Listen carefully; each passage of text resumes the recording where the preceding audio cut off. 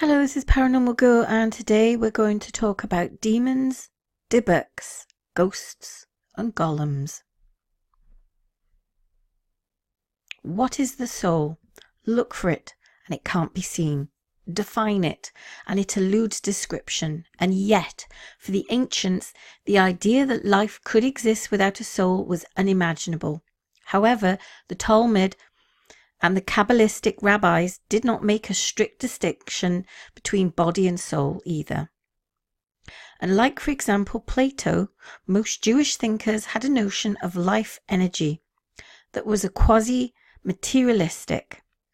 The spiritual world and the material world were interwoven, and actions in one could directly affect the other, for better or for worse. The power of creation, the most important process in the material world for most of the Kabbalah, is that of creation itself. This, after all, is what God does, creates the world and brings it into being. And it is what humans, in their deepest imitation of God, do as well. Sexuality, reproduction, differentiation, and bringing forth of life were considered great cosmic mysteries and awesome powers bestowed upon human beings. Spiritual production, too, was important to the Kabbalistics. A person's deed creates worlds, order the cosmic array, and participate in the divine process of destruction and repair. That's when all goes right, of course. But what about when the life energies are misappropriated? What happens when something goes wrong? The mythic structure of the Kabbalah provided many colourful answers to that question. Demons and Dybbuks, golems and ghosts, are all the result of misspent life energy. But the Kabbalah does not develop its ideas out of nowhere. They are part of a long history of Jewish speculation about the Shadim, the demons, also a word used to refer to foreign gods, and demonic personalities such as Lilith. As compared with other ancient Near Eastern texts, in which demons play a central role, the Bible is nearly silent about the existence of supernatural beings, but not the Talmud. The Talmud has a rich, though vague, demonology. It houses study that are described as being filled with demons when sexual energy is not properly channeled. Great rabbis are able to perceive demons sitting on the right and left hands of every person. They are able to harness the divine creative energies to create animals which can then be consumed for food. And in the Talmudic world, spirits are everywhere. They haunt dark places, homes, and even the crumbs left on the dinner table. For example, consider the omnipresence and malevolence of demons described in the Talmud, in the Berahot 6a. It's been taught, Abba Benjamin says, if the eye had the power to see them, no creature could endure the demons. Abbé says, they are more numerous than we, and they surround us like the ridge around a field. Ahuna says, everyone among us has 1,000 on his left hand and 10,000 on his right hand. Rabbi says, the crushing of the crowd in the Kala, which is the yearly public lectures, comes from them. Fatigue in the knees comes from them. The wearing out of the clothes of the scholars is due to their rubbing against them. The bruising of their feet comes from them. Really does the Talmudic literature go into detail about exactly how demons and magical creatures come into being, and whether they are really independent beings out there, or merely psychological realities. If the latter, of course, then we today can perhaps understand this foreign surrounding discourse after all. Who among us has not been plagued by demons in their work or sexual life?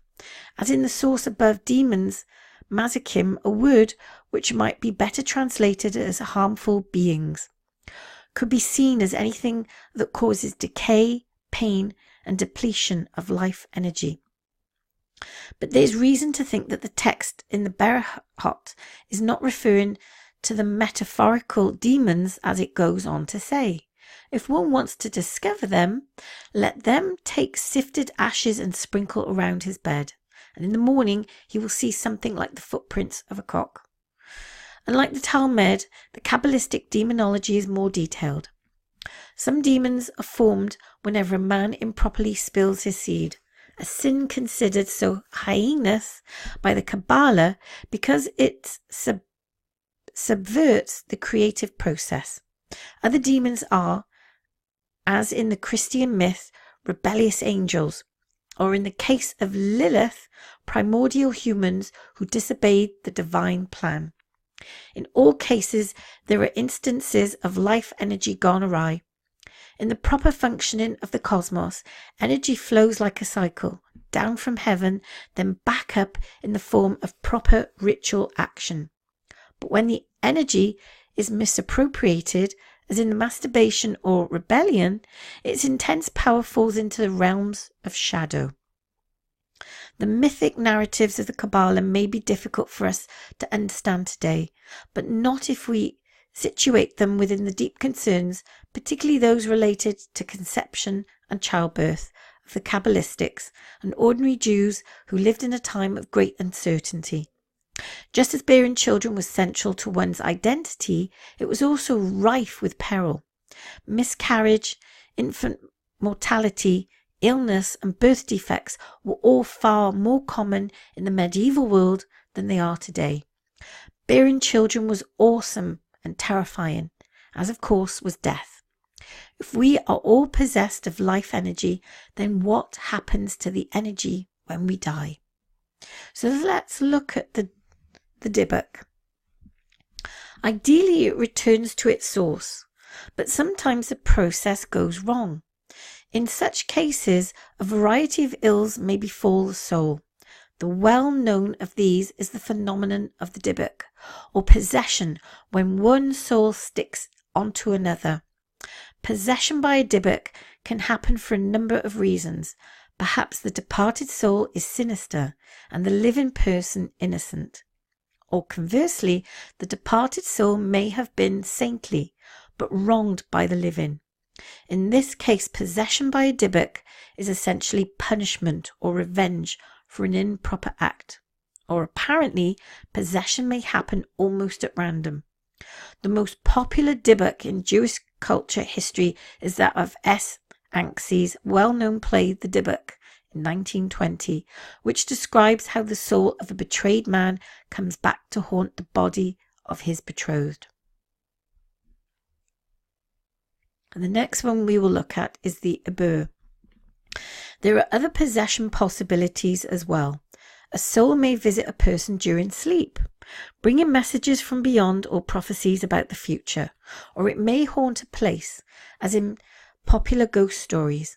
Sometimes the soul of a departed righteous person may impregnate the soul of a living person, and the process described by the Luranic Kabbalah as the Ibur, though unlike the Dybbuk, Ibur is usually positive, not negative.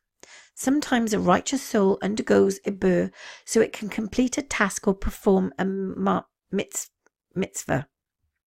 Sometimes it does so for the benefit of the host or the soul. Really, Ibur is no different from the possession by a Dybbuk, but practically speaking, they are polar opposites, as the former is benign and the other is sinister.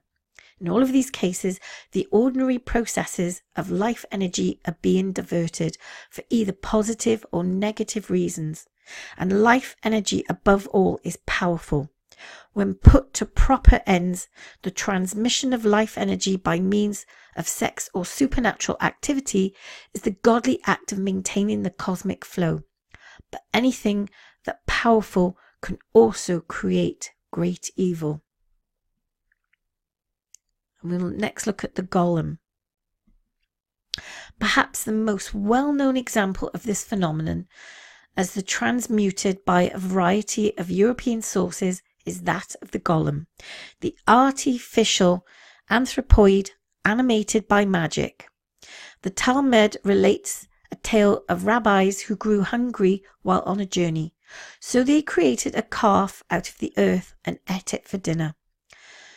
The Kabbalists determined that the rabbis did this magical act by means of permuting language, primarily utilizing the formulas set forth in the Sefer Yetzirah, or Book of Creation.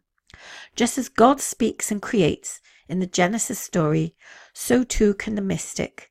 The word abracadabra incidentally derives from avra cadavra, Aramaic for I create as I speak.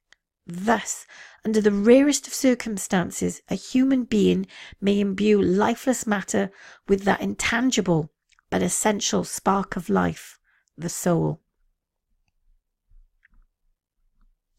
The Kabbalists saw the creation of a golem as a kind of alchemical task, the accomplishment of which proved the adept skill and knowledge of the Kabbalah. In popular legend, however, the golem became a kind of folk hero. Tales of mystical rabbis creating life from dust abounded, particularly in the early modern period, and inspired such tales as Frankenstein and the Sorcerer's Apprentice.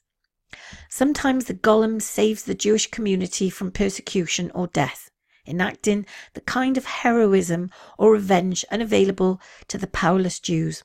Often, however, Jewish folk tales about the golem tell what happens when things go awry, when the power of life force goes astray, often with tragic results. The classic narrative of the golem tells how Rabbi Judah Loew of Prague, known as Maharal, of 1525 to 1609, creates a golem to defend the Jewish community from the anti-Semitic attacks, but eventually the golem grows fearsome and violent. Rabbi Loew is forced to destroy it, and legend tells that the golem remains in the attic of the Alt Neuschel in Prague, ready to be reactivated if needed. This legend reappeared recently in Michael Carbon's The Amazing Adventures of Cavalier in Clay, likewise in Paul Wegener's expressionist film The Golem of 1920. The golem is a brutish creature whose powers are all too easily turned to destructive ends. And this, of course, is a perfect encapsulation of the same anxiety that underlies so much of the mystical speculation about demons, Dybbuks, ghosts and golems. The power of life is so strong that it brings both promise and terror.